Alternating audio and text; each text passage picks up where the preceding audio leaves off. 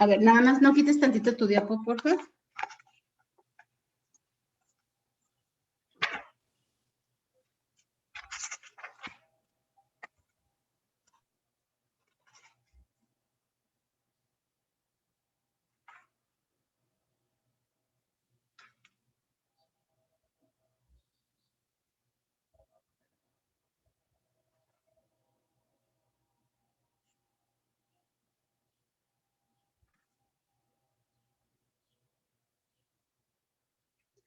Listo, podemos empezar, Pili. Bueno, buenos días compañeros.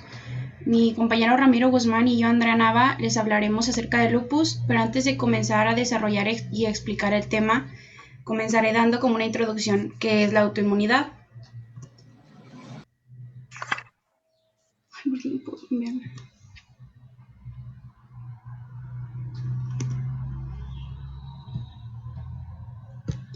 Bueno, la autoinmunidad se define como una respuesta inmunitaria específica contra un antígeno propio.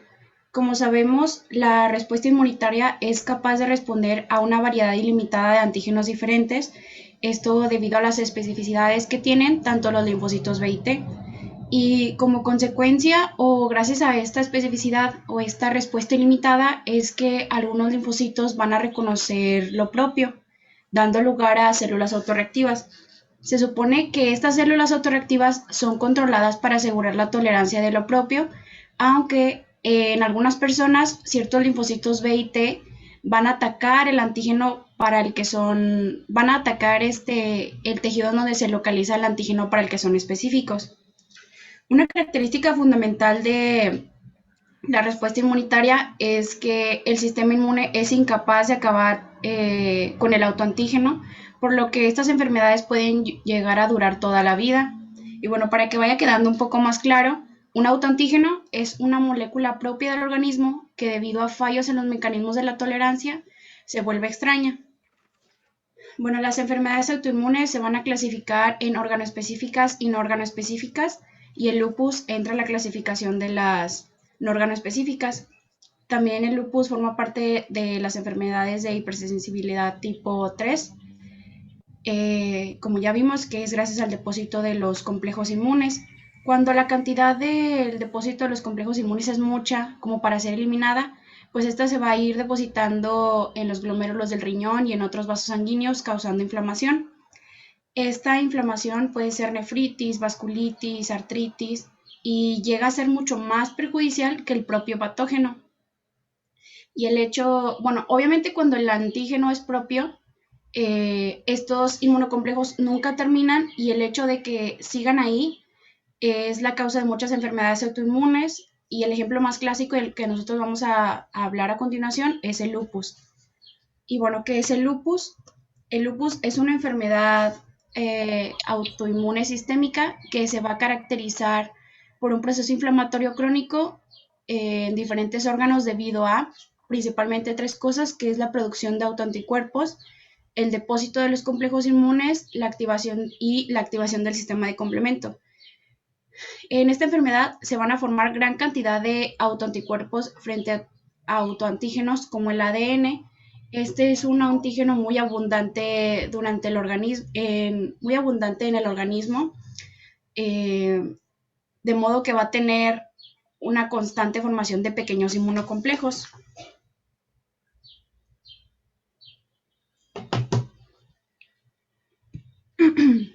Bueno, vamos a comenzar con la inmunopatología. En el lupus se van a comprometer todos los mecanismos de la respuesta inmunitaria, tanto de la inmunidad innata como la inmunidad adaptativa. Aquí se ven alterados varios mecanismos. El número uno, pues, es la producción anormal del interferón alfa por parte de las células dendríticas. Las células dendríticas se van a encontrar disminuidas en el torrente sanguíneo, pero aumentadas en lo que es la epidermis y el riñón, causando inflamación. También va a haber una disminución de la fagocitosis de cuerpos apoptóticos. Bueno, el hecho de que se encuentren, de que no sean eliminados estos cuerpos, va a hacer que actúen como autoinmunógenos. Un inmunógeno es aquel que produce una respuesta inmunitaria.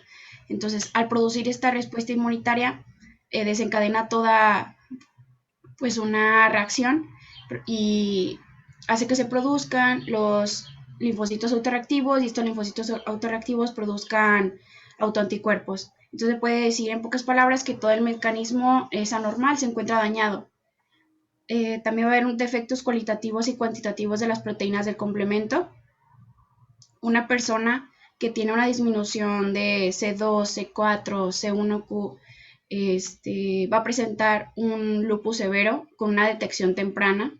Y de hecho, en la práctica clínica, los niveles bajos de complemento son indicativos de actividad de la enfermedad. También va a haber alteración en el control de los linfocitos B por parte de los linfocitos T reguladores y las células NK. Aquí algo importante de los polimorfonucleares es que estos son muy abundantes durante el daño tisular y forman parte de la patogénesis de la enfermedad porque estos inician los mecanismos autoinmunes. Bueno, aquí la producción del interferón alfa por parte de las células dendríticas va a activar unos genes específicos en los polimorfonucleares que inducen la muerte por un mecanismo llamado netosis, que es la formación de redes extracelulares, y este mecanismo lo van a iniciar por la translocación de la membrana de dos moléculas, que es la interleucina 37 y el HNP, que es un péptido neutrófilo humano. Y bueno, pues esto va a ocasionar afectaciones en los linfocitos B y va a provocar que sigan la producción de autoanticuerpos. Bueno, aquí, como ya sabemos, daño en tejidos, principalmente piel, riñón, cerebro. Y bueno, ahora continuamos con la inmunidad adquirida. Aquí se van a ver dos fenómenos, que es el trastorno de los linfocitos T y el trastorno de los linfocitos B. Los linfocitos T se van a encontrar disminuidos en la sangre periférica total. También va a haber una mayor producción de linfocitos TH17 que van a provocar un proceso inflamatorio local en el órgano, que igual es dañino.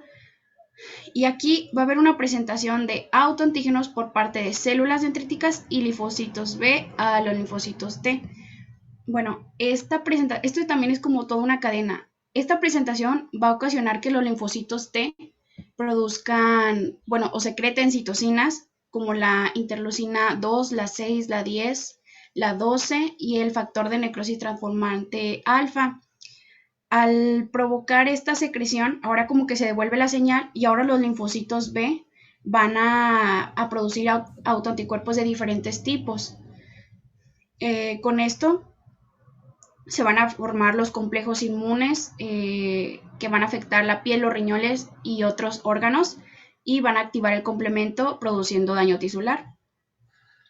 Después tenemos el trastorno de los linfocitos B.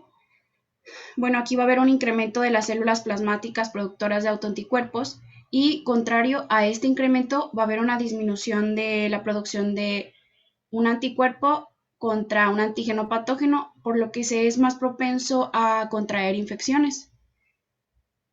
Y como ya dije, pues va a haber alteraciones en los mecanismos reguladores de apoptosis, por lo que se va a prolongar la vida de los linfocitos B y va a haber una mayor producción de autoanticuerpos. Y como he mencionado en toda la exposición, pues la producción de autoanticuerpos, estos anticuerpos van a ir dirigidos a moléculas que se van a encontrar en el núcleo, en el citoplasma, en la membrana celular y en factores de coagulación. Y bueno, se han estudiado más de 100 autoanticuerpos en la enfermedad de lupus, pero los principales son los que voy a mencionar a continuación.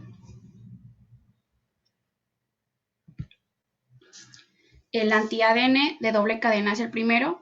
Este es el más patogénico y específico en el lupus. Esto es cuando reaccionan cruzadamente con este receptor, el NMDAR, van a producir alteraciones en el sistema nervioso central.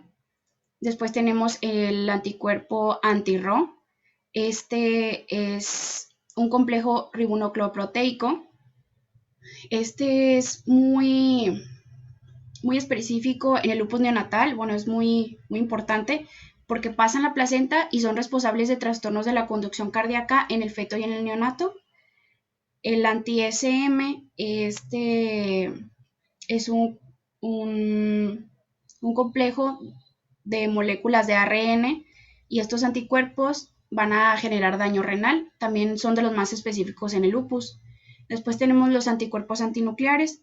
Bueno, los anticuerpos que atacan a las proteínas del núcleo de una célula se les denomina así. Y bueno, la presencia de un gran número de este tipo de anticuerpos va a ser indicativo de actividad de la enfermedad, aunque puede haber lupus sin este tipo de autoanticuerpos. Alrededor del 5% de las personas que padecen lupus no presentan este tipo de autoanticuerpos en las pruebas de laboratorio. Después tenemos el anti-C1Q. Estos van a activar el complemento en los complejos inmunes que se van a precipitar en el riñón. Los antifosfolipídicos, algunas personas van a crear anticuerpos contra fosfolípidos, los cuales son los responsables del desarrollo de trombos. Después tenemos los anticuerpos antileucocitarios. Bueno, estos son responsables de activar el complemento y destruyen diferentes subpoblaciones de leucocitos, provocando leucopenia. Y después están los complejos inmunes, también muy conocidos, pues estos son muy abundantes durante el daño tisular, se van a precipitar en los vasos de muchos órganos y tejidos, pero su efecto más nocivo es en la piel, en los riñones y en el sistema nervioso central. Estos complejos son muy ricos en los autoanticuerpos anti-ADN. Y bueno, las citocinas. Aquí se van a ver implicadas varias citocinas, tanto una disminución de ellas o una mayor producción puede ocasionar pues diferentes cosas que son dañinas. Aquí en la interleucina 2 va a haber una disminución y se es más propenso a infecciones debido a que no hay una baja producción de linfocitos T citotóxicos. También pues el interferón alfa, como ya mencioné, juega un papel importante al inducir a los polimorfonucleares su muerte y también en la conversión de linfocitos TCD4 y los TCD8 en células autorreactivas. Una producción de interleucina 6 va a provocar pues una afectación en los linfocitos B y una mayor producción de autoanticuerpos. Y pues estas tres interleucinas, la 17, la 21 y la 23, van a provocar procesos inflamatorios. Vamos a comenzar con las manifestaciones clínicas. Bueno, el lupus es una enfermedad multisistémica que se va a caracterizar porque tiene muchas manifestaciones clínicas que varían en orden de aparición y de gravedad. Estas pueden ir de algo leve como dolores en las articulaciones hasta algo más grave que llega a comprometer la vida del paciente. Las afectaciones principales pues es el compromiso cutáneo, las musculoesqueléticas, cardiopulmonares, el riñón, que llega a ser el órgano más afectado, las neuropsiquiátricas y alteraciones hematológicas. Bueno, vamos a comenzar con el compromiso cutáneo. Este se divide en específico y no específico. En el específico vamos a encontrar lo que es el lupus discoide y el eritema malar, y en no específico se encuentra aquí lo que es la alopecia y la vasculitis. Las musculoesqueléticas, bueno, cerca del 80% de las personas que padecen lupus van a presentar artritis reumatoide o mejor conocida como artritis lúpica debido a la enfermedad. Después tenemos las cardiopulmonares. Aquí el paciente que padece lupus puede presentar endocarditis, miocarditis, pericarditis, puede presentar lo que son arritmias, enfermedades valvulares que llegan a ser mortales. Y en cuanto a las pulmonares, pues lo más común que se llega a presentar es la pleuritis acompañada de derrame pleural. Y bueno, el riñón, pues como ya mencioné, es el órgano más afectado en el lupus. Bueno, esto se afecta debido al depósito de complejos que provoca la inflamación, y esta inflamación se le denomina nefritis. Va a haber 6 clases de nefritis. Lo que es la meningial mínima, bueno, la nefritis lúpica meningial mínima, la proliferativa meningial, la focal, la difusa, la esclerosante avanzada y la nefropatía membranosa. Esta va a ir cambiando de clase en clase debido a, bueno, cambian según la actividad del lupus y el tiempo en el que se ha tenido la enfermedad. Después tenemos las neuropsiquiátricas. Estas pueden ir de un cuadro leve hasta algo, bueno, un cuadro leve como un deterioro leve cognitivo, o puede ser cambios en el estado de ánimo hasta algo mucho más grave, que puede ser como la psicosis, convulsiones, meningitis, encefalopatías, etcétera. Después tenemos las hematológicas. Cerca del 50% de las personas que padecen lupus van a tener anemia y cerca del 5% va a ser de tipo hemolítico. También aquí podemos encontrar lo que es la neutropenia y linfopenia, que son indicativas de actividad de la enfermedad. Bueno, traje este ejemplo, que es el lupus neonatal. Bueno, el lupus neonatal es una enfermedad autoinmune que se va a caracterizar por el paso transplacentario de anticuerpos a la circulación fetal, que, bueno, los anticuerpos son el anti-RO y el anti-LA. Estos son responsables de bloqueo cardíaco debido a, como ya mencioné, hay afectaciones en la conducción cardíaca del bebé. Las alteraciones cutáneas, bueno, las alteraciones que no son cardíacas van a ser transitorias. Todo lo que se ve aquí, lo que es el eritema y el lupus discoide, desaparecen alrededor de los 6 meses, o de los 6 a 8 meses de edad, que es cuando se elimina el anticuerpo de la circulación materna. Aquí no va a haber afectación renal ni en el sistema nervioso central, pero se es más propenso a que este bebé vaya a presentar lupus eritematoso en una edad adulta. Bueno, va a continuar mi compañero. ¿Me dejas compartir a mí, por favor?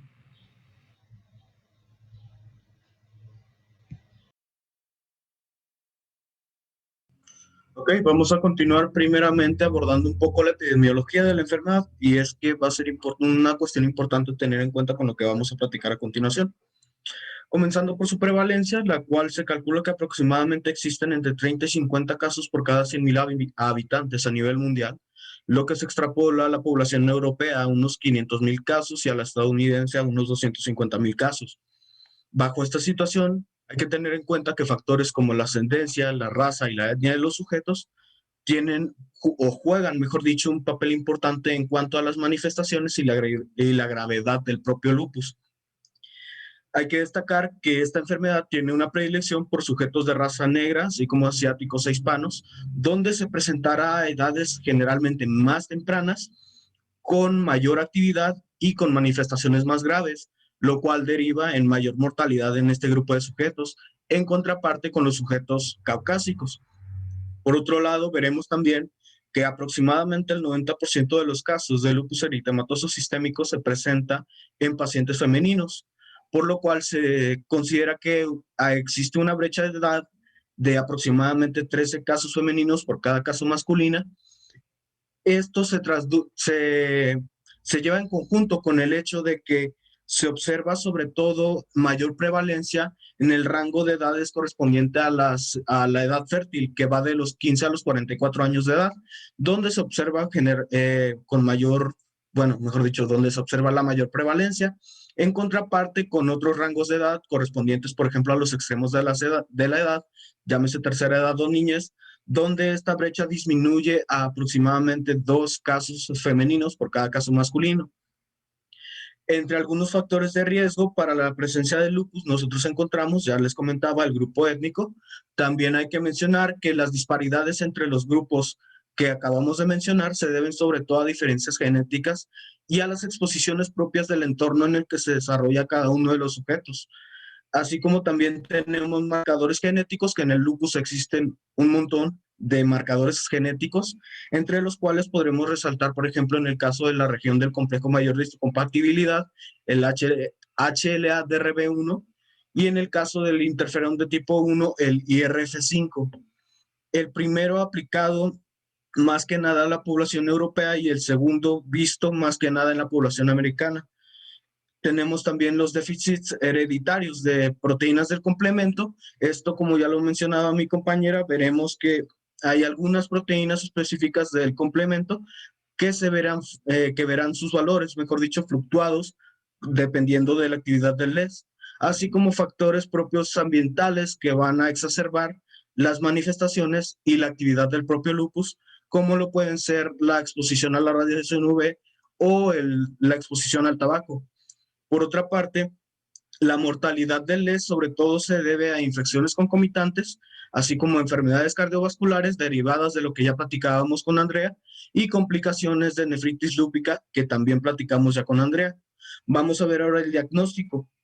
En esta parte, primero que nada hay que presentar cómo se presenta, mejor dicho, el paciente más frecuente de lupus eritematoso sistémico.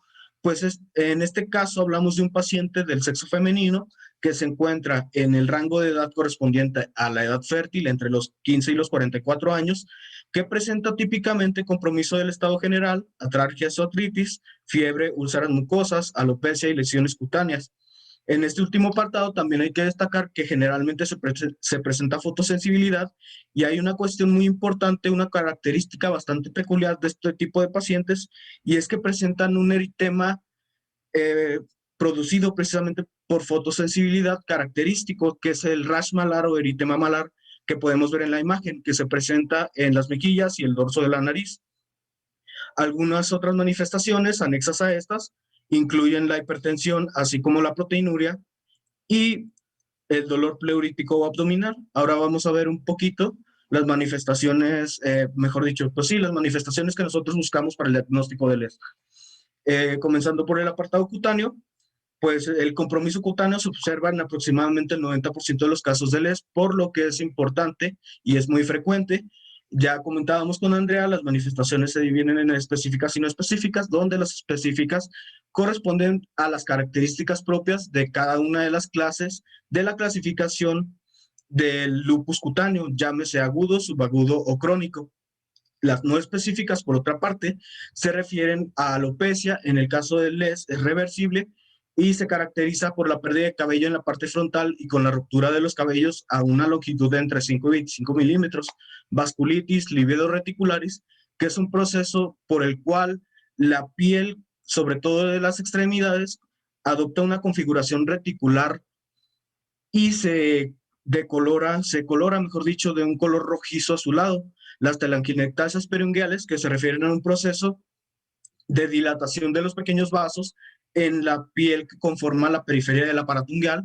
El fenómeno de Raynaud, que por su parte es un proceso producto de la vasodilatación de las pequeñas arterias y las arteriolas, en el cual se va a generar un depósito de colágeno que va a ser creciente, primeramente en las articulaciones de las extremidades, y va a generar rigidez y va a culminar con la ausencia total de la movilidad de las mismas.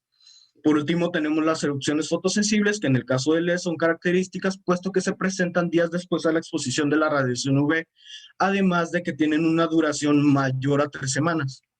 Por otra parte, en el apartado musculoesquelético, este se verá afectado en aproximadamente también el 90% de los casos, donde veremos principalmente atralgias y sinovitis, que van a estar presentes principalmente como poliartritis de carácter simétrico, que van a involucrar las articulaciones metacarpofalángicas, las interfalángicas proximales y las de la rodilla. Además, en cuanto a las erosiones, que son raras, sin embargo, se pueden presentar. En este caso, en el caso de presentarse, pues están asociadas con un tipo específico de autoanticuerpos, que son los anticuerpos anticíclicos contra péptidos citrulinados. Este tipo de autoanticuerpos en específico actúa, como su nombre lo dice, contra péptidos que tienen o proteínas que tienen un residuo de citrulina. Su principal epítopo se localiza en una proteína llamada filagrina, que conforma el 6% aproximadamente del contenido proteico de la epidermis y se encarga de la agregación de los filamentos de queratina en fibras de queratina. Por otra parte, la afectación periarticular, que va a incluir generalmente tendones y cápsula articular, además de que puede puede culminar en deformidades. Y en el caso de fibromialgia, dolor estrés, así como también fatiga. Todos estos factores se asocian pues precisamente con el dolor musculoesquelético. Por otro lado, tenemos el apartado renal, el cual se ve comprometido en aproximadamente el 50% de los casos. Sin embargo, de este 50%, aproximadamente el 70% de los casos se refiere a pacientes de afroamericanos. Como ya lo comentábamos, con Andrea, pues se presentan las nefritis lúpicas. En este caso, nosotros pretendemos evidenciar la presencia de proteinuria en títulos mayores o iguales a 500 miligramos cada 24 horas. Además de que en este caso la presencia de anticuerpos anti-C1Q, así como los anti-SMID o anti-SM y los anticuerpos antinucleosomas, se ven directamente relacionados con las afectaciones renales. Específicamente hablando de los anti-C1Q, se consideran un criterio para para la sospecha precisamente de compromiso renal, y en el caso de estos estar ausentes, pues sirven como un valor predictivo negativo de casi el 100%. En cuanto a los hallazgos de laboratorio e inmunológicos, perdón, primero que nada, pues nosotros en un hemograma vamos a buscar la presencia de una anemia crónica o anemia hemolítica con presencia de reticulocitos, así como leucopenia menor a 4.000 células por milímetro cúbico, linfopenia menor a 1.500 células por milímetro cúbico y trombocitopenia menor a 100.000, perdón, por milímetro cúbico. En el caso del examen general de orina, nosotros buscamos evidenciar pues la proteinuria en título mayor o igual a 500 miligramos por 24 horas, así como hematuria, presencia de leucocitos en orina, disculpen, se me fue la palabra, y la presencia también de cilindros celulares, sobre todo de eritrocitos. En el caso de las pruebas de función renal, sirven como un apoyo para la evaluación del grado de afectación del apartado renal. La evaluación de las proteínas de complemento, sobre todo de C3 y C4, que son las que se considera que están mayormente implicadas en la patogenia del LES, se evalúan mediante la prueba CH50 o CH100, la cual evalúa a su vez la presencia y la actividad de las proteínas de complemento de la vía clásica. En este caso, pues los valores de referencia para el C3 va de 88 a 201 miligramos sobre decilitro, y para C4 va de 15 a 45 miligramos sobre decilitro. Por otra parte, un BDLR, en este caso se presentan BDLR falso positivo, frecuente en los pacientes con LES, y esto debido a la presencia de un tipo específico de autoanticuerpos, que son autoanticuerpos antifosfolipídicos, pero bueno, son un tipo de anticuerpos antifosfolipídicos, y estos son los anticuerpos anti-beta 2 glucoproteína 1. La tasa de sedimentación globular, que también es un apoyo para la evaluación de la actividad de la enfermedad. Sus valores de referencia son de 0,22 milímetros por hora en hombres y de 0,29 milímetros por hora en mujeres. Sin embargo, es una cuestión muy inespecífica. Y por último, pero no menos importante, de hecho la característica principal de los pacientes con LES es la presencia de anticuerpos antinucleares en títulos mayores o iguales a 1,80. Esto expuesto mediante la aplicación de ensayos como el ensayo IFI o el ensayo de inmunofluorescencia indirecta, que se considera que es el estándar de oro precisamente para la evaluación de la presencia de anticuerpos antinucleares. El ensayo FAR, que es un ensayo que tiene su base en marcadores radiactivos y ensayos de tipo ELISA. En este caso, hay que destacar una cuestión muy importante, y es que a pesar de presentarse en aproximadamente el 95% de los casos, los anticuerpos antinucleares no son específicos de LES, puesto que estos pueden aparecer en otras afecciones de carácter reumatológico, infecciosas, e incluso se considera que en sujetos sanos, en aproximadamente el 5 al 10% de la población, existen títulos positivos, o existe presencia positiva, mejor dicho, de anticuerpos antinucleares, y en aproximadamente el 25% de la población de la tercera edad también, por lo que se ha establecido su valor predictivo positivo precisamente en títulos de mayores o iguales a 1/80. Ahora bien, esta situación, además, en cuanto al ensayo IFI o ensayo de inmunofluorescencia indirecta, pues nos va a arrojar también la presencia de patrones que nos van a dar como indicativo la presencia de tipos específicos de autoanticuerpos. El más común de los patrones, es el homogéneo. Sin embargo, el más específico del S es el moteado, puesto que es aquel que contiene los que se relaciona precisamente con los anticuerpos, autoanticuerpos propios del S, que vamos a ver a continuación. Entre estos encontramos, como ya platicábamos con Andrea, los anti-DNA, entre los que se encuentran los anti-ssDNA o anti-DNA de una sola cadena y los de DNA o anti-DNA de doble cadena. En este caso, estos últimos, o sea, los anti-sDNA, son los más específicos en el caso del ES, puesto que se presentan en aproximadamente el 50 al 60% de los casos. Como ya platicábamos con Andrea también, se relacionan sobre todo con afectaciones neuropsiquiátricas y su presencia, así como sus títulos, van a servir de apoyo para medir la actividad de la enfermedad. Tenemos los anticuerpos antígenos nucleares extraíbles o anti-ENA, los cuales se van a presentar en aproximadamente el 30% de los casos, 30 a 50% de los casos. Estos sobre todo se relacionan con fenotipos específicos del ES. Por otra parte, tenemos los anti-SMID. Estos, ya lo veíamos, se relacionan sobre todo con afectación en el caso del sistema renal y se detectan generalmente en conjunto con los anti-RNP o antirribonucleoproteína.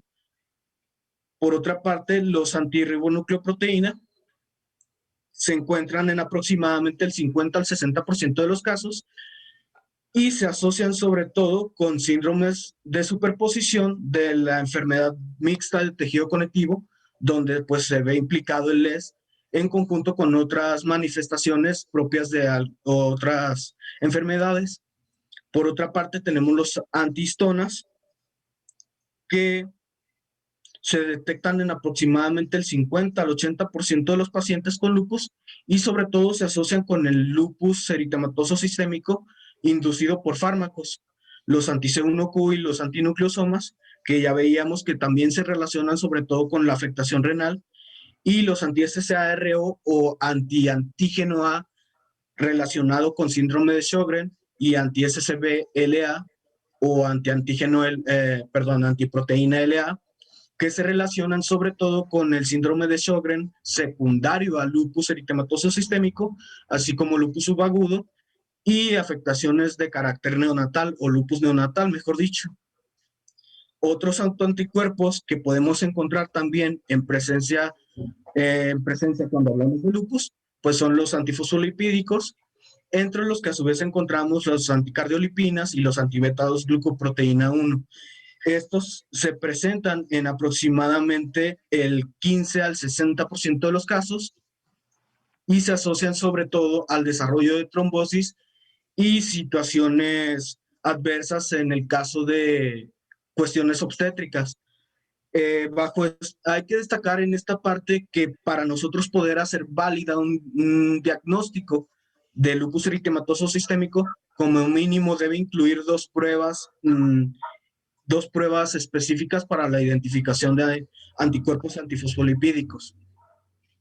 Por otra parte, tenemos los antirribosomales P, los cuales de hecho son muy extraños, sin embargo se considera que son altamente específicos para LES, se encuentran en aproximadamente el 12 al 15% de los casos y se relacionan sobre todo con afectaciones neuropsiquiátricas. Otros criterios que podemos tomar en cuenta para el diagnóstico de LES es la presencia de células propias o que se observan en mayor medida durante el LES, que son macrófagos y neutrófilos, que han fagocitado material genético en conjunto formando complejos, mejor dicho, con autoanticuerpos. Examen de proteínas C reactivas, así como el CH50 o CH100, sirven de apoyo sobre todo para la evaluación de la actividad de la enfermedad. Perdón. y veremos un aumento en las proteínas proinflamatorias como lo son IL-1, IL-2, IL-6, factor de necrosis tumoral alfa e interferón alfa. Ahora vamos a ver unos criterios de clasificación diagnóstica para LES que fueron propuestos por dos organismos, los cuales son la Liga Europea contra el Reumatismo y el Colegio Americano de Reumatología. Estos fueron propuestos hace por allá del 97, sin embargo, su última revisión fue en el 2019, y estos están compuestos por 10 dominios que se dividen a su vez en 7 dominios clínicos y 3 dominios inmunológicos, que van a constar en total de 22 criterios que vamos a observar en pacientes con LES y que sirven precisamente para dar un diagnóstico. En este caso, cabe destacar que cada uno de estos criterios va a tener una puntuación definida, y al final una vez evaluados los criterios, pues se va a realizar una sumatoria. En el caso de que la sumatoria resulte mayor o igual a 10, pues entonces podemos afirmar que se trata de lupus eritematoso sistémico. Ok, doctor. Ramiro, calma. Ya nada más queda un minuto. Déjame, me salgo y nos vemos en 5 minutos, ¿ok? 5 minutos de durada. Gracias.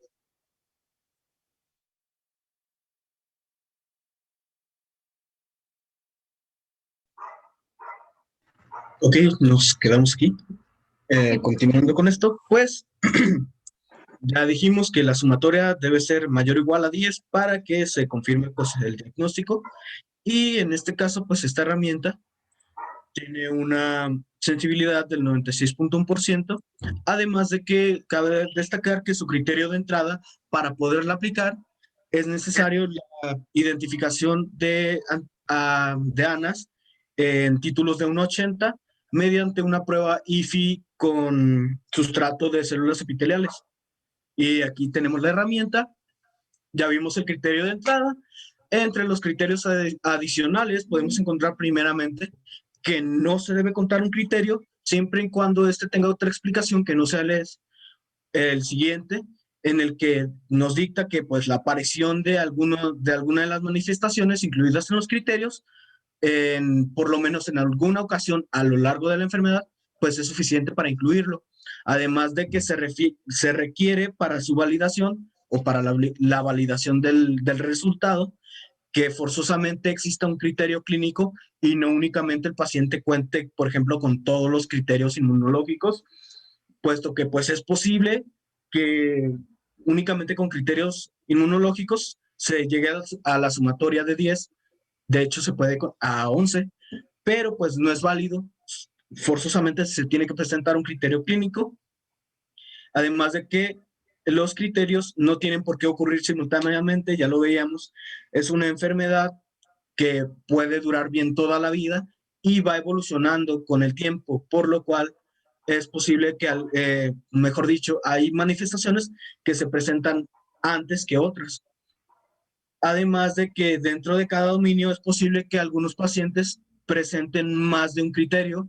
Sin embargo, en estas situaciones únicamente se toma en cuenta el criterio con la mayor puntuación del dominio.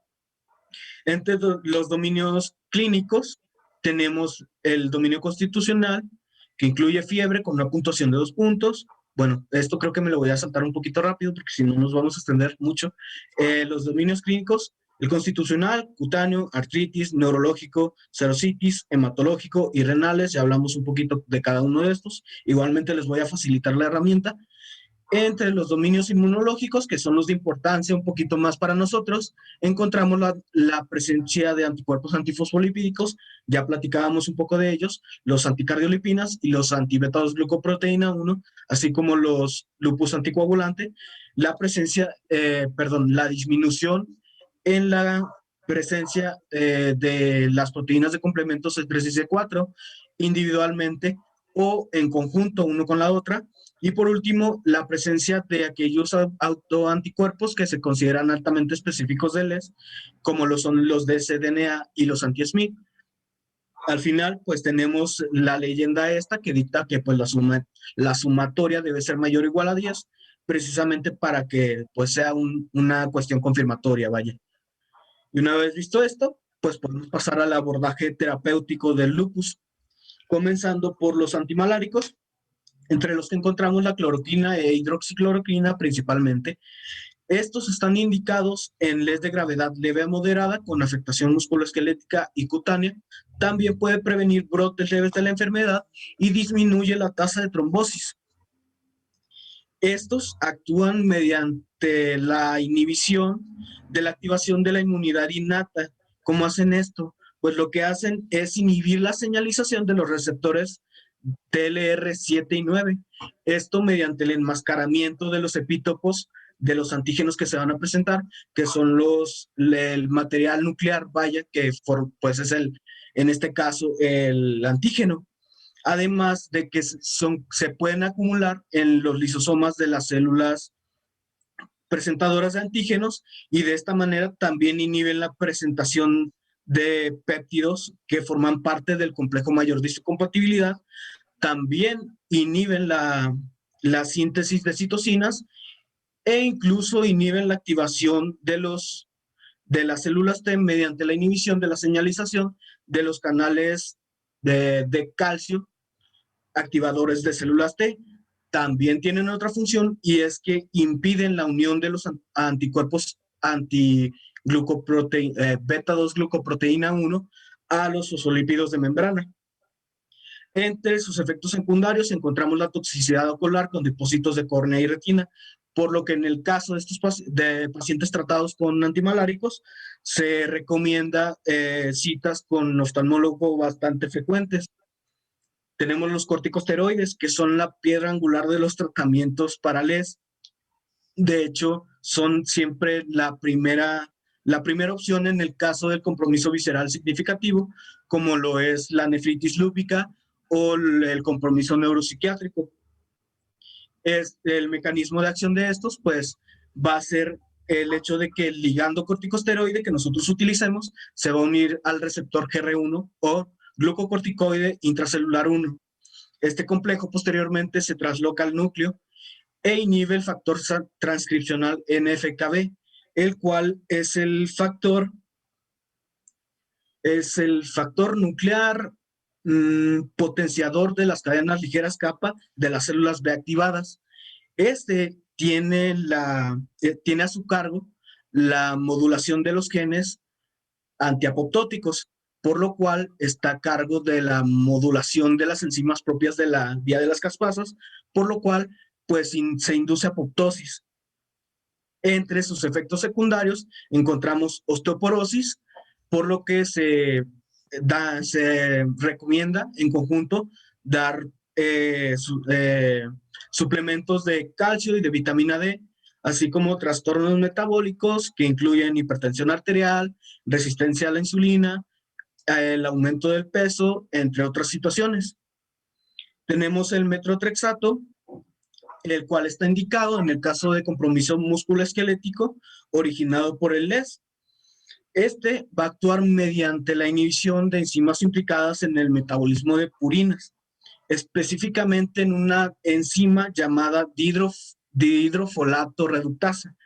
Esta tiene la acción de reducir el ácido dihidrofólico a ácido tetrahidrofólico, por lo cual pues se disminuye la concentración de ácido tetrahidrofólico. ¿Pero qué con esto? Bueno, este sustrato es necesario para la formación del ácido 5,10 metiltetrahidrofólico, el cual a su vez es necesario para la formación de ácido 5-metiltetrahidrofólico, el cual es uno de los que nos importan. ¿Por qué? Porque este es un donante de grupo metilo natural que va a donar su grupo metilo a la homocisteína para convertirla a cisteína y posteriormente, pues la cisteína, esta sí es un sustrato para la síntesis proteica. Entre sus efectos secundarios encontramos toxicidad hepática, así como leucopenia y fibrosis. Tenemos la azatioprina, la cual se utiliza con la finalidad de evitar un consumo prolongado de corticosteroides. Sabemos que pues esto trae como consecuencias, por ejemplo, el síndrome de Cushing.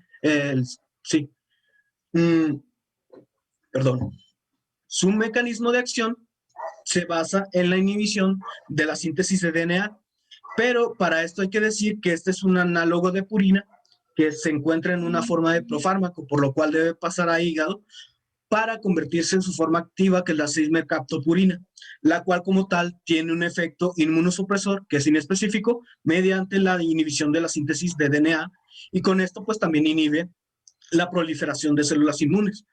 Entre sus efectos secundarios encontramos trastornos gastrointestinales, como lo son diarrea, vómito, náuseas, malestar estomacal, entre otras situaciones, y supresión de la médula ósea, la cual es dependiente de la dosis.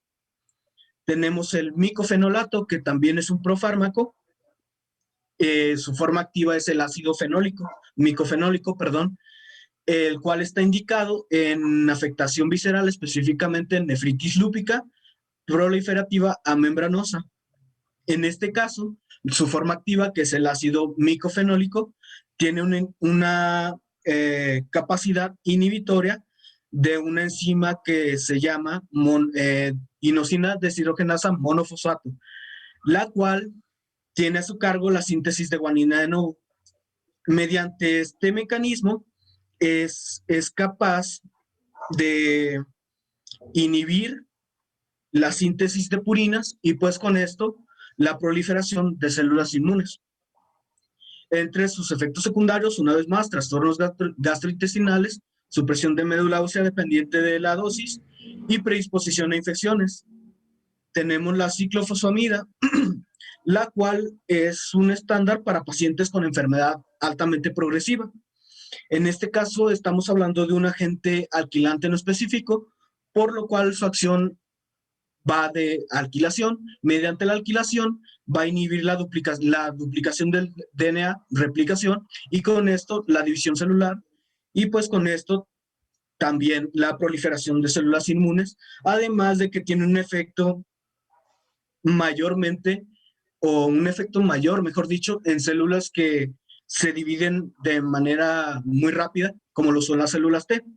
Entre sus efectos secundarios encontramos trastornos gastrointestinales, así como supresión de médula ósea también, insuficiencia ovárica, cistitis hemorrágica, predisposición a infecciones y neoplasias. Tenemos la ciclosporina. Aquí. Si no, nos vamos a llevar toda la clase en esto. Muy bien. A ver, entonces, chicos, ¿puedes dejar de compartir tu pantalla, Ramiro, por favor? Muy bien. ¿Por qué tan poquitos son? Verdaderamente pocos. La mitad del grupo. Es que están en las brigadas, doctora. ¿En dónde? Están en las brigadas de vacunación. Por eso, pero ¿y luego? O sea, tienen que ver ustedes de por sí, no les está yendo nada bien con esto de las virtuales y luego no dan peso suficiente a lo que debe de ser. No me parece correcto. Aunque sea una actividad médica, vaya, de verdad, jóvenes, o sea, hay quien lo haga mejor que ustedes. Están las enfermeras, o sea, una enfermera te vacuna 5 pacientes por minuto. O sea, verdaderamente no es necesario que vayan. Van a hacer bola, literal. Ya se los había yo dicho, pero bueno. Ok, o sea, cada quien tiene su manera de, pero yo creo que no es lo adecuado. O sea, y menos que se vayan tantos, o sea, llama la atención porque no son ni la mitad. Somos un poquitito más de la mitad del grupo. Entonces, yo creo que sí no es correcto. No que no se valga, cada quien hace con su tiempo lo que quiere. Pero si están viendo que no les fue bien en el primer examen y que esta clase es importante, como todas las demás clases, yo no digo que no, yo no creo que esto sea lo más correcto que puedan hacer. Muy bien. A ver, entonces.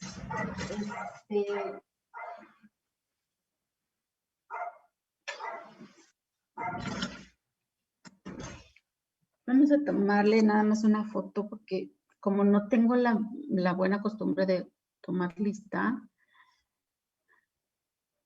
porque me parece verdaderamente que ya están grandes, pero... Doctora, sí, mande. me avisó mi compañero Carlos Reina que lo sacó, sí había entrado, pero lo sacó y está en sala de espera.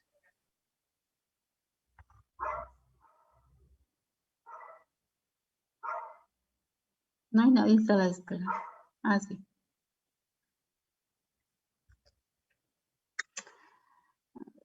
Ah,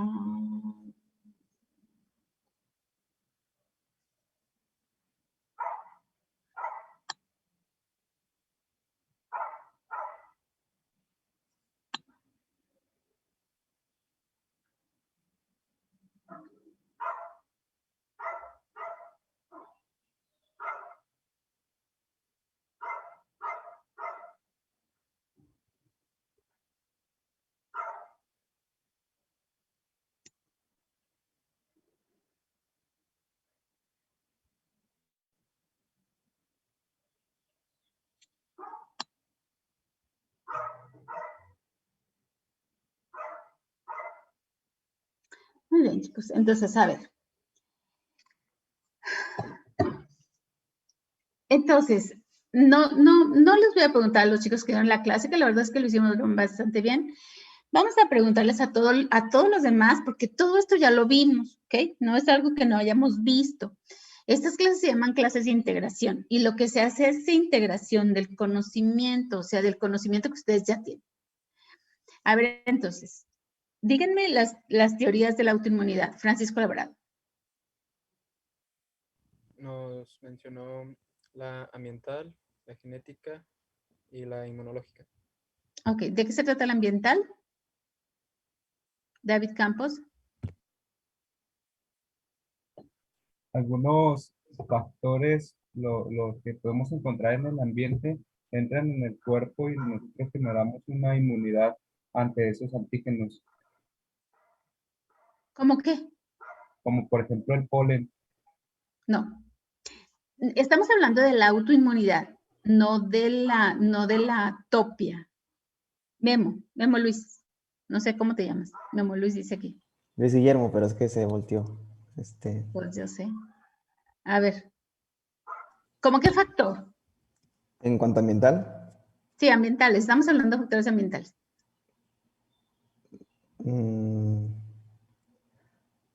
pues supongo que podría ser cualquier cosa, por ejemplo, la localización en donde se viva, la región. Ok. Por ejemplo, el hecho de que yo viva en una zona muy contaminada por zinc, por ejemplo, por aluminio, por plomo, ajá, eso hace que tu ambiente sea el adecuado, ¿verdad? A ver, Brian, lo genético, ¿qué significa esto de lo genético? Lo comentó tus compañeros. ¿Qué es esto de lo genético? Bueno, aquí tiene que ver mucho si tiene, por ejemplo,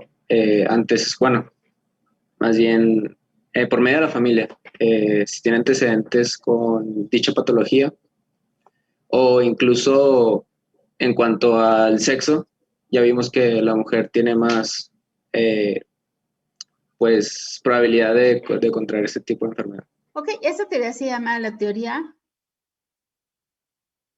será la ambiental, la genética, y esta que tú estás diciendo,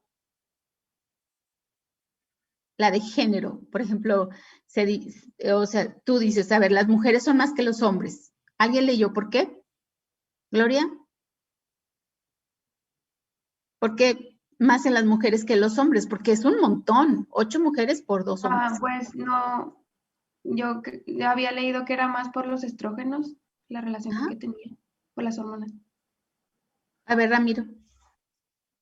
Ahora sí, échatelo. Yo tenía que ver directamente con marcadores específicos o encontrados en el cromosoma X.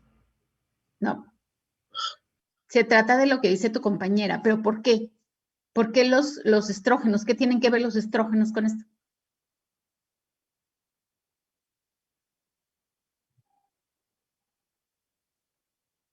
¿No lo leíste? Es algo muy conocido, por eso te pregunto. ¿Quién más dio la clase? Yo, Ah, a ver, Andrea, perdón, Andrea. A ver, entonces, Andrea. pues también entrarían aquí los factores hormonales, ¿no? Sí, claro, o sea, dijo tu compañera los estrógenos, literalmente los estrógenos. ¿Qué tienen que ver los estrógenos? ¿Por qué? ¿Por qué los estrógenos? Porque miren, dan en mujeres que ya empiezan a producir estrógenos, o sea, de la segunda a la tercera década de la vida, Entonces, evidentemente tiene que ver con los estrógenos, pero ¿cómo? Doctora, ¿será porque se produce más histamina? No, es que no tiene nada que ver. La histamina, recuerda que es la hipersensibilidad tipo 1. Y no, claro que no, la hipersensibilidad tipo 1 no tiene nada que ver con el género. De hecho, los niños que son alérgicos son más niños que niñas. En este caso estamos hablando literal de autoinmunidad, o sea, lupus, esclerodermia, dermatomiositis, ese tipo de enfermedades, que ya supongo que ya las están viendo en reuma, yo espero. A ver, entonces, ¿por qué los estrógenos? ¿Por qué? ¿Por qué la teoría estrogénica?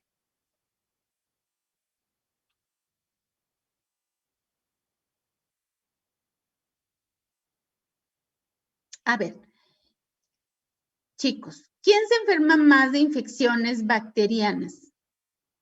¿Los hombres o las mujeres?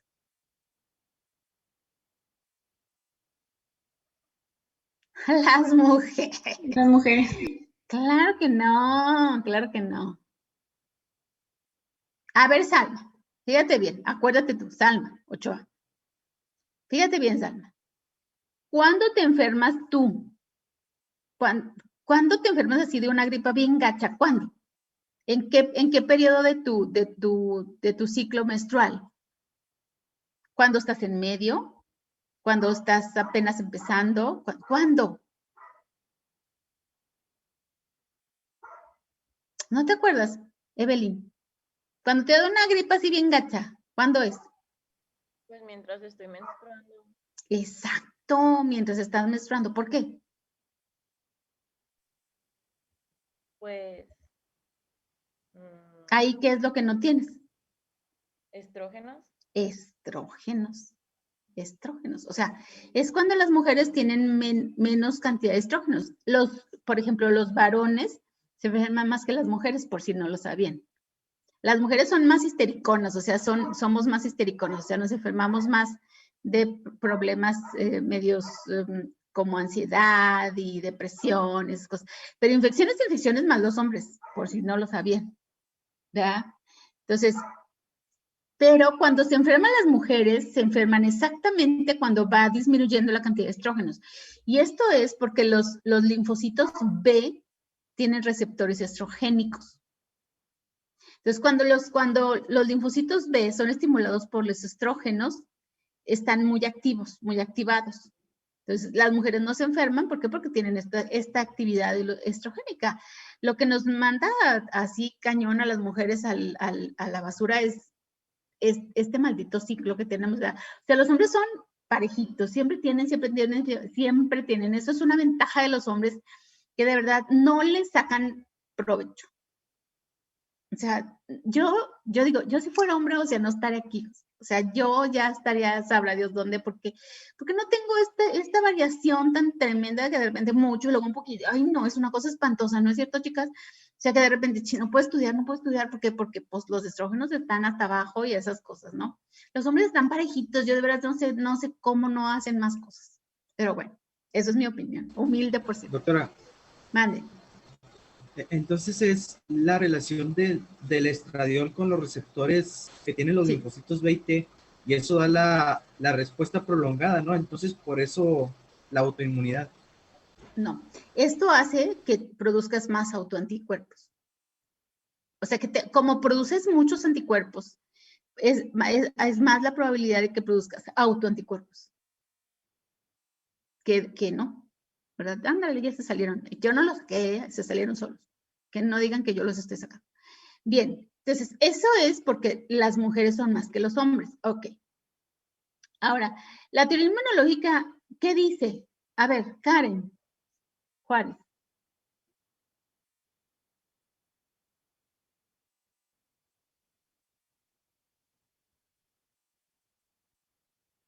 Ya lo comentamos. Stephanie. Yo, doctora, ¿puedo decirlo? Claro. Pues la teoría inmunológica dice que, pues dependiendo de cómo nosotros eduquemos a nuestro sistema inmune, vamos a reaccionar a las enfermedades. Claro. Por ejemplo, si tú desde muy chiquitito te educaron, estamos hablando inmunológicamente, te educaron inmunológicamente para responder adecuadamente a los bichos, ¿cómo qué? Como dar seno materno. Ya eso ya lo hemos dicho muchas veces, ¿cierto? Pero seguramente se les sale por la otra oreja. A ver, Pamela, un ejemplo, uno. Cada quien me va a decir uno. Era como lo que nos había explicado al momento del parto, ¿no? De Entonces, los que primero, tener partos, ¿cierto? Ujú. Tener partos. Memo, otro.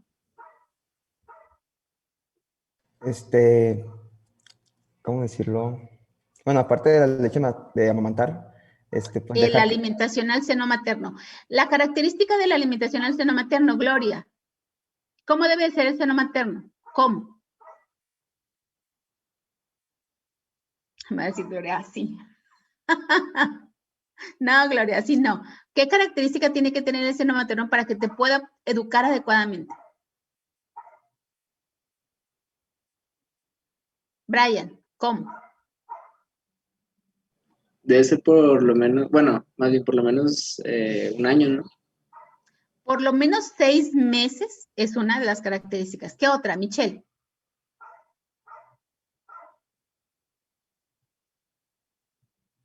¿Tiene que ser a libre demanda? Tiene que ser exclusivo, ¿sí?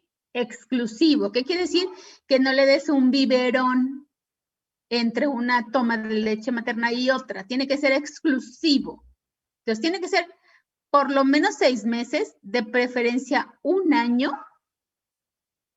Los primeros 6 meses debe ser exclusivo. O sea, no le debes dar otra cosa que no sea puro pecho. Y ya después de los 6 meses, tú le puedes empezar a mixtear, ¿verdad? Empezar a mixtear. O sea, empezar a darle leche y puedes darle bote o puedes darle papillas o lo que tú quieras, pero no antes de los 6 meses. ¿Ok? Bien. Eso es. Otra característica que tenemos que tener con esto del cómo educar el sistema inmunológico. Salma. ¿Qué otra cosa? A ver, entonces, tienes un parto, le das seno materno, ¿qué otra cosa? Exclusivo. Doctor, A ver, Karen. por ejemplo, dejar que los niños salgan al exterior, como que jueguen y esas cosas, ya valía que también. Ok. Entonces, ¿eso cómo lo pudiéramos explicar de manera no tan coloquial? O sea, que se expongan antígenos poco patógenos en el primer año de vida. ¿Sí? Entonces, tú déjalo ahí, déjalo. O sea, claro que no en la tierra con gusanos, pues no, ¿verdad? Pero sí déjalo que se baje al piso, que de repente, ya saben que los chiquitillos, llega la mamá y me dice, es que no come nada. Ah, pero no se encuentra una pelucita en el piso que siempre se la lleva loca. Recuerden que los chiquitillos, pues es una manera de conocer el mundo, o sea, a través de la boca. Entonces ellos todo lo que encuentran se lo van a meter a la boca, ¿sí? Entonces, dejar que los niños se metan los deditos a la boca, los juguetes. Antes del coronavirus era muy chistoso porque, pues yo siempre les decía a las mamás, no, déjelo, ¿verdad? Déjelo. Ahora ya no puedo porque pues hay COVID por todas partes y esas tarugas. Pero en mi consultorio era genial porque yo tenía un montón de juguetes de esos de plástico y pues obviamente pues ni quién, ¿verdad? O sea, nadie los lavaba ni nada, y pues ahí iba el chiquillo y lo llenaba de paleta y y entonces el otro lo chupaba y el otro así, ¿no? Y entonces yo decía, pues sí, está bien, no pasa nada. De vez en cuando mi secretaria que se llama Lupita y yo los quitábamos, los lavábamos con jabón y ya los volvíamos a poner. Pero no era así como que, y hay mamás que sí, o sea, hay mamás que sí decían, no, es que están sucios. Y yo, pues sí, un poquillo, o sea, no le diré que están estériles. Pero nunca falta la mamá que traía su Lysol. Ahora todo el mundo trae gel y Lysol y como que se ve bien visto. Pero antes no se veía tan bien visto que la mamá llegara y que el juguete que agarrara el niño lo limpiara con Lysol y esas cosas. Y decía, es lo peor que le puedes hacer a la criatura, ¿no? O por ejemplo, las mamás que llegan y me dicen, oiga, doctora, ¿y hasta qué edad le puedo yo esterilizar los biberones? ¿Sí les había platicado esa? ¿No? A ver, Ramiro, a ver, doctor Ramiro, mi bebé toma biberón desde que nació. ¿Hasta qué edad se los voy a... Perdón, ¿se me trabó a mí o a la doctora? No, sí se me trabó. Doctora, ¿no se escucha? Está trabada la doctora. No se ha cerrado la sesión, por lo cual, oh, vaya. Me salí, ¿verdad? Se salió. Sí. Sí, ya entró. Yo, ¿verdad? Mi internet chafió. Maldita sea, yo que siempre, nunca les creo que sus internet chafeen y a mí me pasa. Ok. A ver, entonces, estábamos con el Ramiro, ¿verdad? A ver, Ramiro, ¿hasta qué edad le esterilizo yo los biberones a mi criatura? Precioso, por cierto. Es el ¿Hasta qué Ramiro edad? chico. ¿Hasta qué edad? Sí. Es Tengo una pregunta muy entendido. común. O sea, ¿no crees que es así como que, no, no, o sea, es una pregunta sumamente común. No, O sea, la la pregunta pregunta es siempre- ¿hasta qué edad le va a dar biberón? No, ¿hasta qué edad le voy a esterilizar los biberones? Pues después del año de edad, ¿no? Es lo que acabamos de decir. Después del año de edad, doctor. Stephanie, fíjate lo que le va a contestar el Ramiro. Después del año de edad, señora. Stephanie, ¿a qué edad? Doctor Stephanie, ¿a qué edad le dejo de hervir los biberones?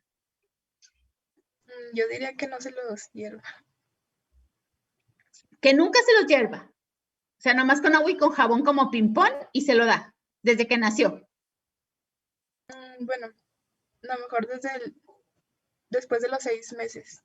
Ok, Stephanie dice después de los 6 meses. Michelle. Pues yo había leído que no era necesario esterilizar los biberones nunca, solamente los tenías que lavar con agua caliente y con eso podías dárselo. Claro, por supuesto. ¿Verdad? O sea, yo llegan y me dicen, tengo una muy conocida mía, no les voy a decir quién porque sí la conocen. Y entonces llegó y dice, fíjate que yo le esterilizo todo a mi príncipe, ¿verdad? A mi príncipe. Entonces le esterilizó los biberones, el chupón, la cucharita, el platito, ¿sí saben cómo tenía me acuerdo mucho porque tenía una caja de esas transparentes de las que venden en Sam's y esas cosas. ¿Sí saben cómo va? De plástico, de esas transparentes que tienen tapa. Y entonces ahí tenía todo lo del chiquillo esterilizado. O sea, todo lo lavaba y lo esterilizaba. Lo lavaba y lo esterilizaba. Entonces me dice, oye, ¿hasta cuándo tengo que dejar de esterilizar todo? Y yo vi, obviamente el niño era mi paciente, yo decía, y todavía me preguntas por qué se te enferma. Y luego el niño ya caminaba. Y entonces yo lo volteé y le dije, pues hasta los 18 si quieres, o sea, pues la que trabaja eres tú, la que le esterilizas eres tú, pues hasta la edad que te dé tu gana, o sea, nunca lo debiste haber hecho. Dice, ¿cómo? Nunca. Pero si en los blogs de mamás te dicen que le dije, pues sí, pues por eso estamos como estamos, ¿verdad? O sea, esterilizar los biberones no deben de ser. Claro que ocasionalmente sí, tú agarras tus biberones, los esterilizas, pero ocasionalmente, no todos los días. ¿Sí? Entonces, sí se puede, de vez en cuando, ¿verdad? Sobre todo porque de repente huelen feo los biberones y con la esterilizada se quita como el olor a ese a jocoque medio raro, más si usan de esas leches nuevas que huelen espantoso, huelen las leches. Entonces, antes las leches olían como azúcar, porque era pura azúcar, ¿verdad? Pero como ahora, sin azúcar, sin que de todo el menjurje que les echan ahí, toda la ciencia al biberón, pues es un problema ya porque huelen feo los biberones, entonces se huelen feo, pues ya, ¿no? O una cosa, entonces, hay que exponer a los chamacos a antígenos poco patógenos, porque si no los vamos a exponer a antígenos muy patógenos, o sea, ahora que está muy de moda, ¿qué porcentaje de bacterias desinfecta el Lysol? ¿Cuántas se elimina? Aquí tengo uno. Creo que decía el 99.9, ¿no? Dice 99.9. ¿Y el punto 1 que queda qué es, Brian? Pues bacterias muy resistentes. Pues bacterias bien cañonas, ¿cierto? Porque pues ni con el Lysol se quitaron. Pues ya me imagino las que quedaron. Entonces, pues sí, o sea, yo entiendo que pues que ahorita estamos en una contingencia, pero ya en cuanto salgamos de la contingencia, jóvenes. Es más, por ejemplo, si ahorita hay niños en su casa y ustedes están seguros de que con el COVID, déjenlos, por Dios. No les esterilicen todo. Lávenle las manitas con agua y con jabón como ping-pong. No les pongan gel. ¿Por qué? Porque pues no vale la pena, o sea, de verdad. He visto que o sea, no, las mamás hacen cada cosa, de veras, cada cosa. No les agarra las toallitas esas de cloro y se las embarran en las manos. Ya los chicos con unas dermatitis por contacto espantosas. O sea, dices tú, ¿qué pex? A un chiquitillo no le pusieron Lysol en la piel. Ay, ese me dio mucha risa porque, dijo, ¿qué le puso, señora? Dijo, pues le puse Lysol. ¿Dónde? Ahí en la piel. Traía una dermatitis por contacto de toda la piel, le puso Lysol. ¡Shh! ¡Qué madre de Dios! ¿Verdad? O sea, lo que vemos en las noticias, o sea, las mamás están locas, o sea, verdaderamente ahorita están bien locas. Porque pues andan con esta onda de que, ay, no se vaya a infectar, que tiene que ver una cosa con la otra, ¿no? O sea, le dije, a ver, como ping-pong, señora, con agua y con jabón nada más y punto. O sea, ¿para qué tanto lío? Entonces, esa es otra cosa, exponerlos bien, todo eso. Se ha dicho que la vacuna de la BCG también tiene un factor protector hacia ciertas enfermedades autoinmunes. No está bien comprobado, ¿verdad? Yo no está bien comprobado, ¿para qué les voy a decir? Pero estas son algunas de las cosas que podemos hacer. También tomar lactobacilos es una buena opción. O sea, por ejemplo, lactobacilos como el Yakult. Y les digo la marca porque luego salen unos muy nices y que no sé qué, que hay estudios y que, ¿cómo dijeron el otro día? Llegó un repre y me dijo, es que hay un estudio, de estos lactobacilos X con dermatitis atópica y con dermatitis no sé qué y con asma y sí es cierto. Entonces le dije, es verdad. Pero como yo ya había leído los artículos previamente, era la tarea, nada se queda, ¿no? Pues yo ya los había leído hace mucho tiempo. Dije, sí, tienes razón. Eso pasa con los lactobacilos, nada más que todos los estudios fueron hechos con Yakult, no con el producto que tú me estás diciendo. O sea, todos los estudios, todos, están hechos con Yakult. O sea, con este bacilito que tiene el Yakult. Entonces, toma Yakult, que es muy barato y pues que sabe bueno, y ese tipo de cosas, ¿no? Entonces, así podemos educar a nuestro sistema inmunológico poniendo adecuadamente las vacunas, enfermándonos de vez en cuando. No crean así como que, ay, me enfermé, qué drama, pues no. Y las señoras, ay, se enfermó. Por eso es un niño de 1 año, claro que se va a enfermar 3, 4 veces al año, no pasa nada. Mientras no lo hospitalice y que no le dé una neumonía, pues no pasa nada. O sea, se llena de mocos y ya, le da fiebre y ya. Pero no haga un drama, o sea, pues no, al contrario, qué bueno, es como estar entrenándolo adecuadamente el sistema inmunológico. Entonces, esto de que nunca se enferme el niño, de que eso es malo, eso no es bueno nunca, ¿verdad? Entonces, déjelos de repente que se metan algo en la boca sucio. Ustedes ya no, porque están grandes, ya no se metan cosas cochinas a la boca, por favor, ya son grandes. Entonces hay que cuidarse. Pero a los niños idealmente deben de ser antígenos poco patógenos, ¿ok? No ponerle el Lysol a todo, por favor. Ya sé que está el Lysol y todo el asunto del COVID, pero vaya, afuera sí, adentro de su casa, no, con agua y con jabón, nada más. ¿Ok? Bien, se nos va a terminar el tiempo. Espero que mi internet no chafe otra vez. Nos vamos a volver a meter para que continuemos con la clase. Nos falta media hora.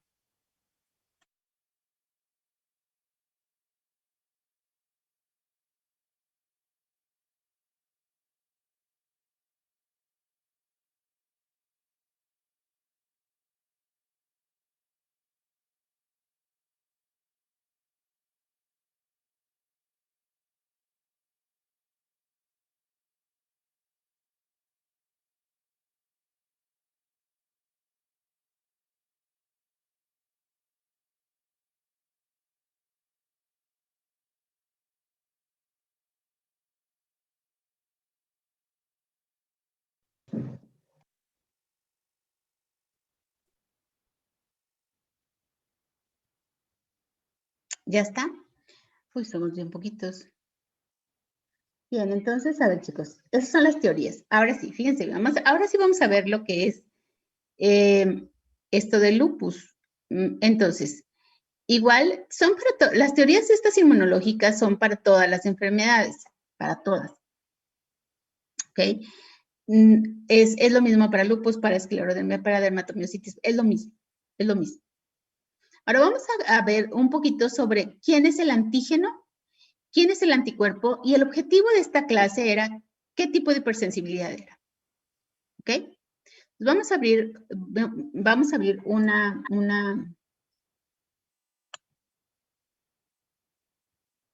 hoja de PowerPoint.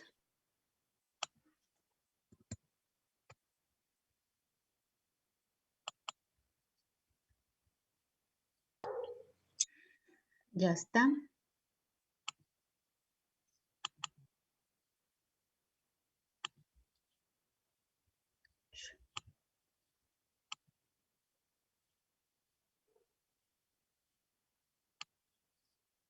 A ver, vamos a ver. ¿Sí la ven? ¿Sí ven la hoja? Sí, doctora. Sí, doctora. Bien. Prendan sus cámaras, chicos, por favor. Prendan sus cámaras, que vamos a estar preguntando. Ok. A ver, entonces. Ya vimos las teorías de la autoinmunidad. Ahora vamos a ver, vamos a hacer una tabla mejor.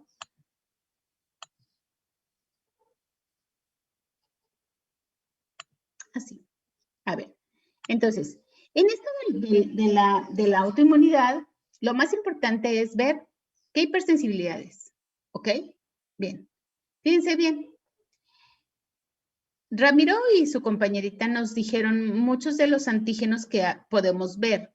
Entonces, a ver, estamos en el lupus. ¿Qué tipo de antígenos tenemos? A ver, cada quien me va a decir uno. Yasmín, ¿cuál dijeron? Antígeno.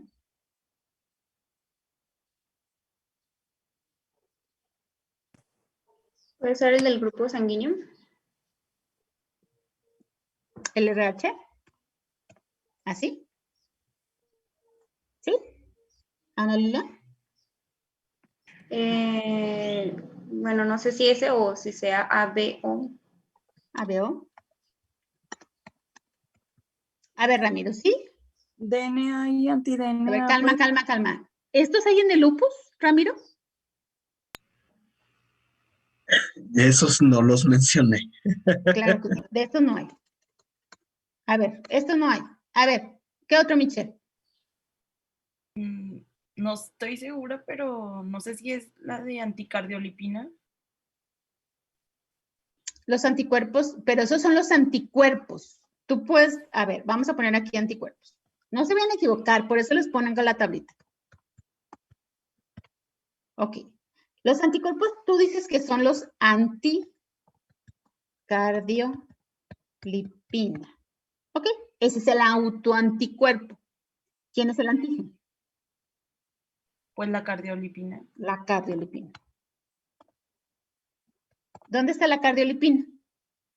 En la membrana celular de las mitocondrias. Ok. Es la membrana celular de las mitocondrias o de la célula. Es un fosfolípido, ¿cierto? Es un fosfolípido de carga negativa. Ok. Fíjate bien, Michelle. Si está la cardiolipina en la membrana celular, ¿qué tipo de hipersensibilidad es?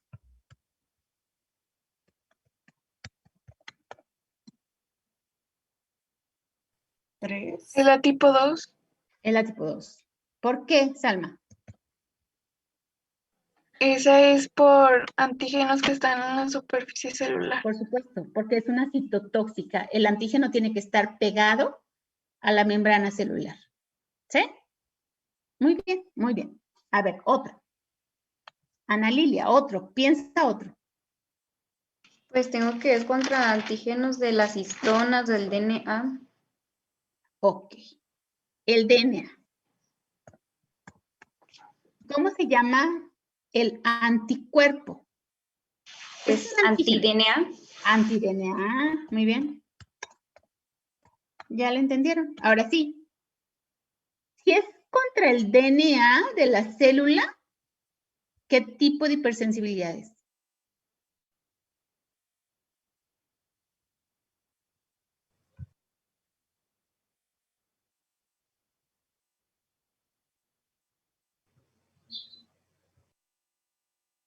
¿Cómo debe de estar el DNA para que tú puedas, para que el anticuerpo se le pueda pegar? Pues supongo que Pegado. expuesto. ¿Expuesto? ¿Cómo se expone el DNA? Pues cuando ya sea se rompe la membrana nuclear. Exacto, cuando se rompe la célula. Entonces, ¿qué tipo de hipersensibilidad es? ¿El antígeno cómo está? ¿Pegado o soluble? ¿Soluble? Soluble. La 3. La 3. Muy bien. Ya le agarraron la onda, ¿ok? Bien. Otro antígeno. Ahora sí, por ejemplo, a ver, dime otro. Karen. Los fosfolípidos. Es este. ¿Los fosfolípidos? Sí. La cardiolipina es un fosfolípido. O sea, los anticuerpos antifosfolípidos son anticardiolipina. Bueno, hay varios. Anticardiolipina. ¿Te acuerdas cuál otro, Ramiro? Anticardiolipina. Beta 1 glucoproteína. Antibeta 1 glucoproteína 2. Antibeta 2 glucoproteína 1. Cierto, lo volteé todo, pero me entendió. Sí, pero ese no es un fosfolípido. ¿Cuál otro fosfolípido? Ese no es un fosfolípido. Ese está en el síndrome antifosfolípidos, pero no es un fosfolípido. ¿Qué otro fosfolípido tenemos que es más frecuente que la cardiolipina? Fosfatidilinositol también está en fosfatidilcolina. Fosfatidilcolina, fosfatidilserina y fosfatidilinositol. Esos son los 3 fosfolípidos más frecuentes. Y el último es la cardiolipina. Pero como le dijeron anticardiolipina porque está en el BDRL. El BDRL falso positivo que comentó Ramiro es porque el BDRL, la sustancia, o sea, pues el reactivo del BDRL tiene cardiolipina. Entonces, cuando lo ponen en el suero de las chiquillas, ¿verdad? De las muchachitas, pues había una reacción antígeno-anticuerpo y entonces se precipitaban y pues pensaban que tenían sífilis, pero como eran niños, pues las revisaban y todo y no tenían sífilis, entonces se dieron cuenta de que eran falsos positivos y eso es porque tenían anticuerpos anticardiolipina, por eso es el BDRN falso positivo, ¿sí? Porque pues el reactivo tiene cardiolipina. Entonces dijeron que eran anticuerpos anticardiolipina, pero en realidad son contra todos los fosfolípidos, contra la fosfatidilcolina, fosfatidilserina y fosfatidilinositol, que los 4, junto con la cardiolipina, tienen la característica de que tienen carga negativa, ¿sí? Entonces, ya, a los anticuerpos antifosfolípidos, ya. A ver, otro. ¿También hay contra el complemento? No. No. El complemento está abajo. Eso sí lo ¿Serían las histonas? Ajá, anticuerpos. Entonces, serían las histonas. ¿Y el anticuerpo se llama? Antistona. Antistona.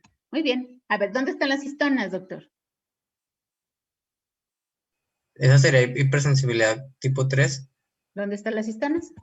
En el núcleo. En el núcleo. Ok. Hay unos que dijo tu compañero que se llamaban los extraíbles del núcleo, ¿se acuerdan? Ahí le iba a decir, pero la verdad es que en ese momento me habló una paciente. Pero vamos a ver los extraíbles del núcleo. Aquí los voy a poner. Serían antígenos extraíbles del núcleo. Que son, a ver, que son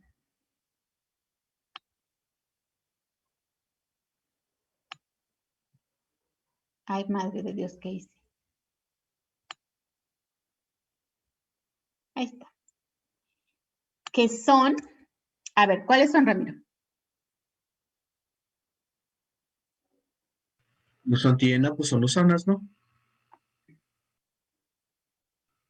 Es que yo los traía como un subtipo de ANA. Antienas. Antienas, exacto. Pero tú los dijiste todos juntos, todos diferentes, como si no fueran un grupo. Ya. Creo que se refiere a los anti-SM, perdón. Ok, o sea, entonces está el SM, ¿Qué otra? Anti-Smith. Los anti-RNP. Los anti-RNP. Ajá. Los anti-SSA. SSA. No, sí. Y los anti-SCB. El anti-RO, el anti-A, el anti-SM y el anti-HO. A ver, entonces, estos son los antígenos. Ahora sí, Ramiro. ¿Esos antígenos qué son? ¿Dónde están? O si dice extraíbles del núcleo, supongo que en el núcleo. Están en el núcleo, pero ¿cuál es la función?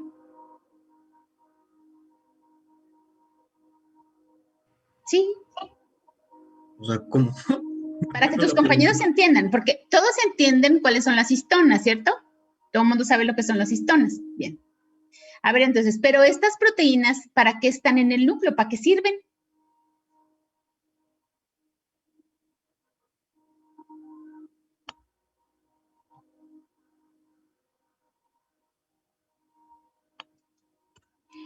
Son proteínas reparadoras del DNA, el RO. Son proteínas, se llaman RO, LA. El único que no está en el lupus es el HO, como si fuera Santa Claus, HO, así HO, el anti-HO. Pero el RO, el LA, el HO, el SM, son proteínas que van son proteínas reparadoras del DNA. Entonces, ¿cómo se llamarán los anticuerpos? Entonces, anti-SM, ¿verdad? Anti-RNP o ribonucleoproteína, ¿sí? Es una ribonucleoproteína. Anti-SSA, que SSA sí no me acuerdo, se los voy a ver.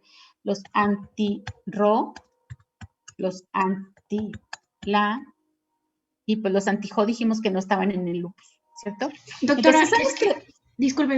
Es que se supone que el anti-SSA es el anti-RO, ¿no? Es que no sé. Es que es el anti-SSA es el RO y el anti-SSB. Es LA. Es el LA, debe de ser. Pero como yo soy viejita, pues así les digo todavía. O sea, no los había leído. Entonces, a ver, ¿qué tipo de hipersensibilidad tienen? ¿Qué tipo de hipersensibilidad son? Pues 3, por supuesto, ¿verdad? Porque son extraíbles del núcleo. Ok. ¿Qué otro antígeno tenemos?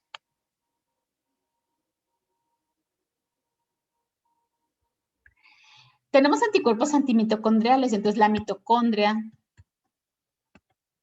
Tenemos anticuerpos antirribosomales, entonces el ribosoma, ¿sí? De eso sí hay uno de los que mencioné, que es el antirribosomal P. Claro. Sí, hay un montón. Entonces, ¿cómo se llamará? Antimitocondriales, antirribosomales, ¿verdad? ¿Qué tipo de hipersensibilidad es esto? La 3. ¿Sí? Entonces, ya, ¿sí le agarraron la onda o no? Sí, ¿verdad? Entonces, aquí, por ejemplo, ustedes van a decir, a ver, entonces, en el lupus, yo puedo tener tanto hipersensibilidad tipo 2 como hipersensibilidad tipo 3. Entonces, por ejemplo, en el caso de los eritrocitos, por ejemplo, nosotros tenemos hipersensibilidad tipo 2. ¿Por qué? Porque el antígeno, a diferencia de lo que dijo su compañera, que teníamos antígenos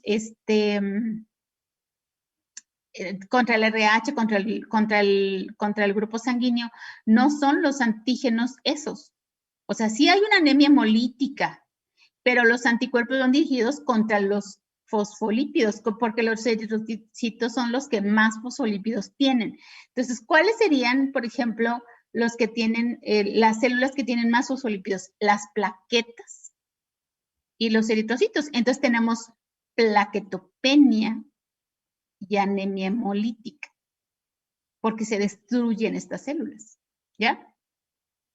Ahora, si por ejemplo también se destruyen muchas otras células, pues bueno. Ahora, esto que les digo, por ejemplo, los anticuerpos cardiolipina y anti este tipo de cosas, pues en todas las células hay fosfolípidos. Entonces, cualquier célula se puede destruir, ¿verdad? Cualquier célula. Y esto lo que provoca es que queden libres todos sus organelos. Y entonces te va a producir una hipersensibilidad tipo 3 posterior a esto, ¿cierto?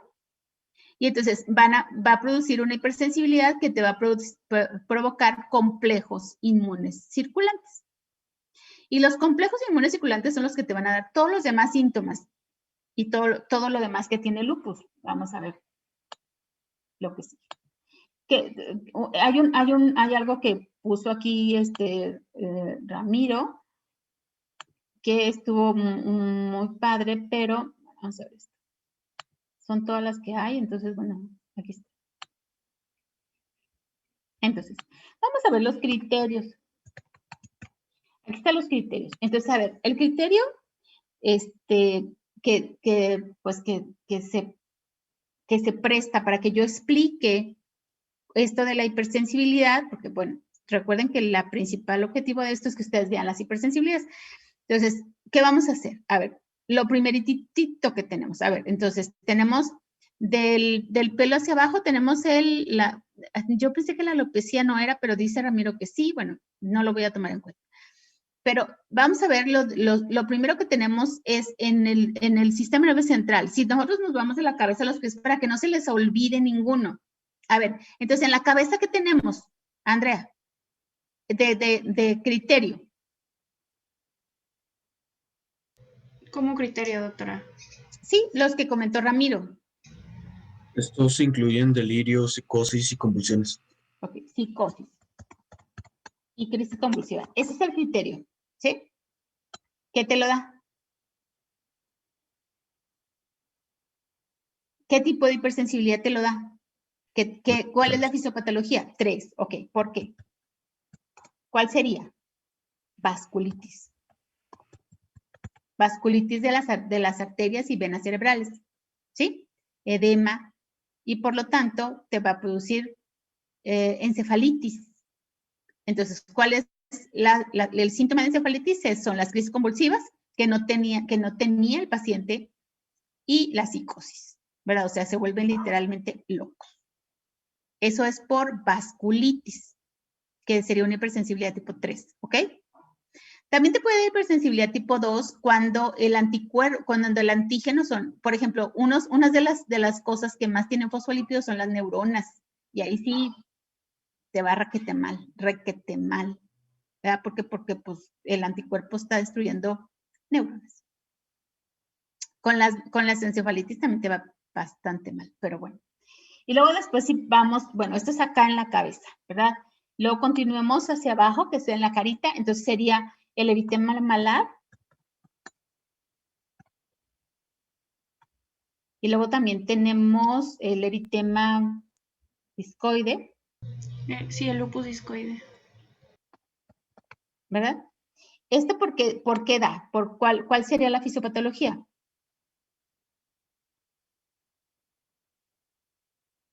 Si te pones rojo aquí, ¿qué será? Pues es una reacción por fotosensibilidad. No, la fotosensibilidad es otra cosa. Esto te lo da la vasculitis. ¿Sí? O sea, esto es una vasculitis. ¿Qué pasa? En las terminales, en los vasos terminales de la piel se inflaman y por eso tienen así como puntitos. Incluso se pueden ver violáceos porque te da vasculitis. El eritema discoide, pues es una vasculitis. ¿Verdad? Ya lo vieron ustedes. Y luego las úlceras orales. Y entonces esto también es por vasculitis. Me voy a ir más rápido porque ya se nos está acabando el tiempo. Y luego después viene hacia abajo. ¿Qué hay acá abajo? Las cardiopulmonares. ¿Pero cuáles son? Pericarditis y pleuritis. Pleuritis. Eso se llama serositis. Serositis. ¿Qué sería? Pleuritis, pericarditis y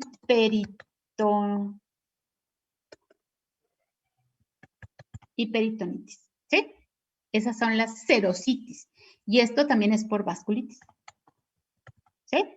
O sea, se inflama, te da vasculitis de los vasos de las pleuras o de las serosas y entonces se empieza a trasudar el líquido y entonces te produce derrame pleural, ¿verdad? Te produce derrame pericárdico, te produce peritonitis.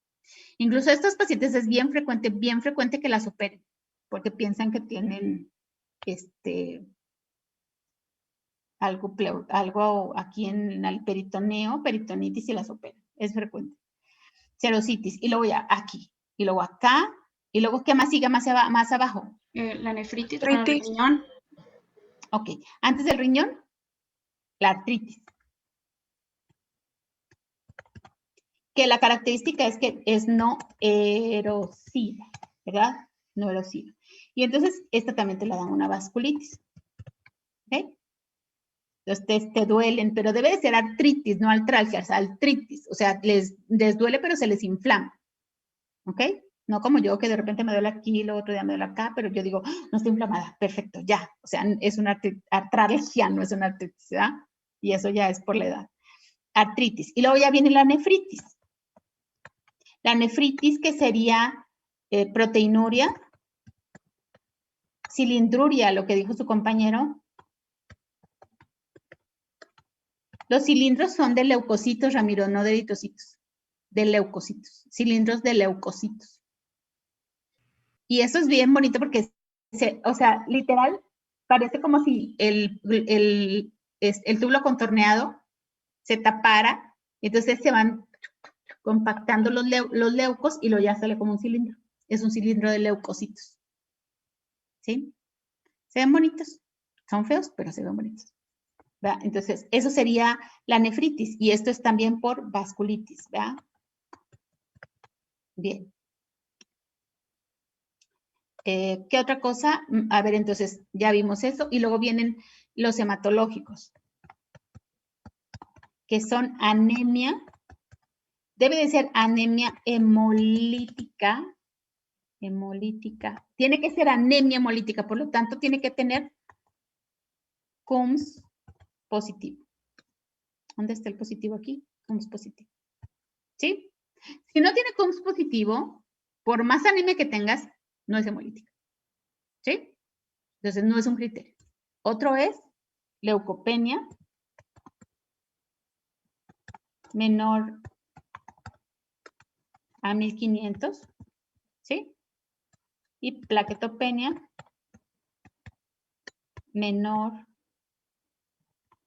a 100,000 plaquetas. ¿Sí? Esos son los criterios.